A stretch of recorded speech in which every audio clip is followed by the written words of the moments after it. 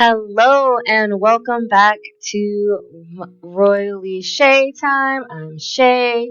Discover thyself. Okay, cool. So we are back at. I'm sorry, I keep getting distracted by what's happening in the video. Chosen one from Final Choice. Alice feels elated and reassured by her parents' decisions, her partner's decision. What's crazy is I know I should probably do my whole intro first, but actually, no, I will. Welcome, Royally Shay Time. This is the last episode of our Magic Camp mini series for now, because as I'm showing you on the calendar, I have created holiday breaks for the kids: spring break, winter break, fall break, and summer break. And during each of these breaks is when we will come back and see how the kids are doing here at Magic Camp, and the girls will be sent back to Magic Camp. As a break from their royal duties and whatnot. So, that little bit at the beginning. Even though we've been following these kids for the past 3 days now, I guess their den mother has been rocking and rolling and having a life of her own and gotten a whole relationship with Alice there that she was talking to, and gotten to a love triangle at that. It's a mod that I have that gives you the ability to be in love triangles and things of that nature. And one of those things, part of that mod is that somebody can make a choice between you and somebody else if you are placed into a love triangle. And I think that's really funny that she came over to tell her that, yeah, I choose you.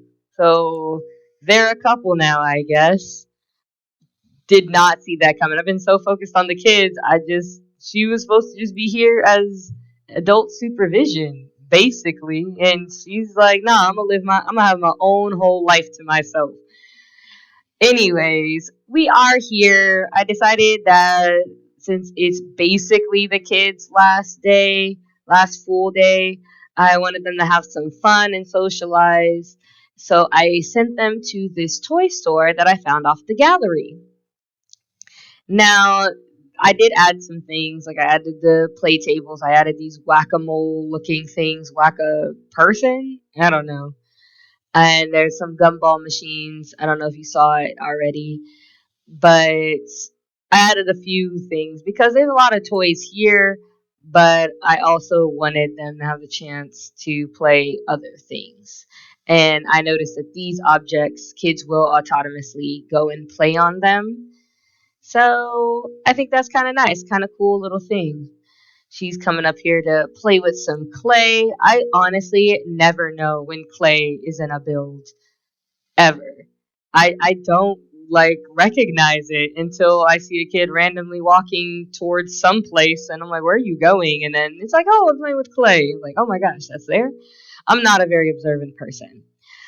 Um, so I have them here because I wanted that to just see them socially interact a little bit more in a different environment than at the school, because the school was centered around the campus, centered around building skills. So while they kind of interacted over the past 3 days, they were mostly doing what they came to camp to do. Very focused children. They came to game to build up their magic skills and build up their skills that help with their magic skills, and that's what they did. But since this is going to be a long-term mini series that they're going to get to grow together, I wanted them to at least have a little bit of a foundation of building a friendship. None of them are super close to each other outside of the siblings having super high friendship bars. And I'm okay with that only because I do have this on long lifespan. If you did notice that in the calendar, birthdays are coming up soon, but most of them are not for a while. Um, so it's okay to me if their friendship bars are a little on the low end for this first time attending camp. But I did want to give the opportunity for it. So they're playing the Llama Tower game, and the other two are she's playing video games. Other two were playing in the dollhouse, and this is kind of like the friendships that were formed. I noticed Caster usually is with the other guy, the other brother. I don't know where he is at right now. The other mermaid. Oh, there he is, the other mermaid brother. Oh, look it. Queen Raven of Sulani is wondering if I want to go over to her house and hang out. No, Queen Raven, I know you miss your girl, but she's literally gonna come home on Friday. So we're almost there. I promise. Oh, so he did come. So yeah, this is basically the friendships that formed. Castor and the mermaid boy with the mohawk, and Princess Kaylee with his brother, and then Princess Kasumi with uh, the magic siblings, honestly. So I also wanted them to take them to different venues. Kids haven't really been out doing anything fun, so we did a upper class guild. Oh, I mean, at least she feels guilty about it. I'm not quite sure how that works. Crown Royal Kasumi lost her tooth. Okay, so maybe roller skating was not the move because clearly she's a little clumsy and she lost her tooth about what she's doing because she just knocked the tooth out. Oh my gosh. I didn't realize that she was clumsy, but that's cool. It happens, you know. They're kids. It'll happen. Oh, they get a little certificate. I've not really played with children since the Growing Together pack came out. I mostly start my gameplays usually with teenagers. So I've never experienced a tooth fairy, tooth falling out. Oh, look it. Owl lost his tooth as well. Interesting. He also is a bit clumsy. Are all of them, there's so many notifications popping up, are all of them just losing their teeth? Oh my gosh, everybody's gonna go home with gap tooth. Oh, he lost the game. And he also signed up for a talent show. Interesting. That's crazy. Camilla lost her tooth. So yeah, maybe the roller ring was not the move because they've been building skills, but I guess none of them have been fitness skills. So yeah, we're just gonna leave. And back to where they live. I so wish that this wasn't a bar lot and I could fix that. But look at them chilling. Chilling in the pool. Our two princesses are over there talking. They're probably talking about the fact that they have to go home soon and how much they'll miss their friends that they've made here.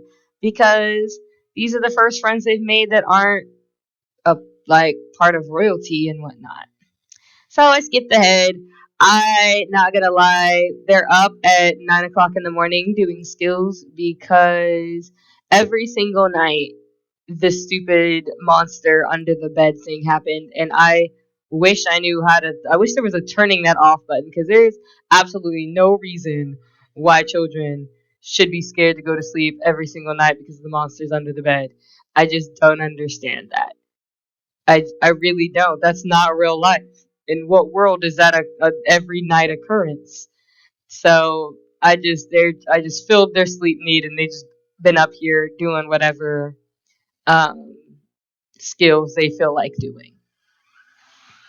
Because that scared me. I don't know if you can hear that, but that's a blender in the background.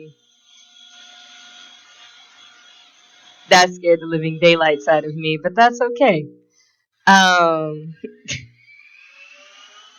I don't know how much that's gonna be affecting this. Should I wait till it's done? Because it's not me doing it. It's automatically doing it on its own. It's a baby food blender maker thing. I'm a Bob. Um, but yeah, so I finally brought them back to their magic camp, and I wanted them to take pictures with their friends. They're the friends they made the highest friendship bars with. So for Princess Kaylee is Isla, and then Camilla, and then for Princess Kasumi, it's going to be the Magic Siblings. And it takes me a while to take these photos because, like, the poses are super cute and they're super child friendly, and I love them. However, I feel like the screen isn't big enough to capture everything cute that's going on here. Oh, look, she didn't lose any teeth. Of course, the mermaid probably had high enough fitness to not rollerblade and bust her mouth open. but that's okay. Everybody else did, I guess.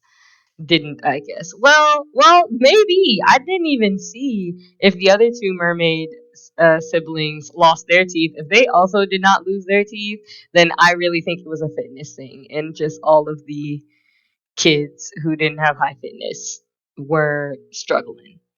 So, yep, now we're at Princess Kasumi and her buddy. He's got a little gap in his teeth, but I don't feel like he lost a tooth. So maybe that wasn't the case. He's got a cute little gap though. And look at these poses. I really wish the screen was bigger. I also wish I felt like downloading poses to give them more pose options. Maybe I'll do that before the next time they come to Magic Camp. If they're still kids when they come to Magic Camp next time, I won't bother with it. But oh my god, the the tooth gap. But if they're teenagers, the next time they're all teenagers in here at Magic Camp, maybe then I will download some new poses for them. These two are so silly. I love it. That's so cute. I love her gemstones. She looks super magical, and they're just having so much fun. And there's so much fun. Slash, I'm extremely apparently indecisive. That's okay. It's the last day. They're allowed to spend time just chilling, taking photos. It's kind of like the last day of school. You ever been on the last day of school and everybody's signing T-shirts and shoes and yearbooks and taking photos? It's a good time, I think. And oh no, she's got that little gap too. Okay, so I don't think that was from losing a tooth because she's got that little gap, and I know she lost a tooth. So maybe not everybody lost their front tooth. Maybe they maybe you have the option to lose a back tooth because I don't see any teeth missing in her smiles. I just see that little gap that both her and her brother have. And that is honestly so cute that they're twins and they both got gaps in the middle of their teeth. I didn't pay attention to small details like that when I took them off the gallery. I just took them off the gallery, aged them down, and gave them clothes. So, real quick, we are now in the magic realm. So, the kids are technically home. But untamed magic, practical magic, and mischief magic, there is a sage for each one. I don't include watching the mermaids pick their sages because they can't really learn this type of magic because they're mermaids, not spellcasters. However, I did still have them meet a sage each. I decided I wanted one kid per sage. So Camilla is going to work on learning untamed magic. I feel like that fits her. She's untamed, can't be contained. She's a firecracker of the group, I feel like. And then down here, the practical magic sage, we're going to have Caleb Castor. I've been calling him by his last name. Study him. And finally, we will have Amaris, the other magic sibling, study mischief magic because I feel like he's really silly and I think he'll enjoy mischief magic. And I think Caleb is just spot on for practical magic. Honestly, it fits him so well in his personality.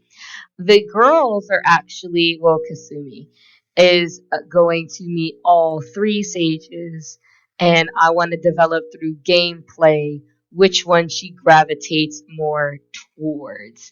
So I'm not gonna show all of that because it's just literally the kids walking in and going and saying hi to their sage, and then that's it.